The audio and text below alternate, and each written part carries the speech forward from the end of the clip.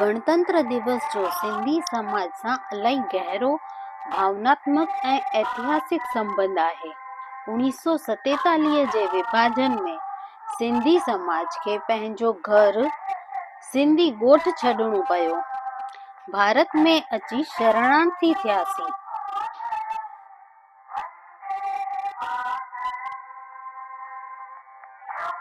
26 जनवरी 1950 में भारत जो संविधान लागू थियो। तॾहिं सिंधियुनि खे स्वतंत्र लोकतांत्रिक देश में बराबरी जा अधिकार मिलिया। इहो ई ॾींहुं सिंधियुनि लाइ नई ज़िंदगी ऐं नई पहचान जो प्रतीक थी वियो।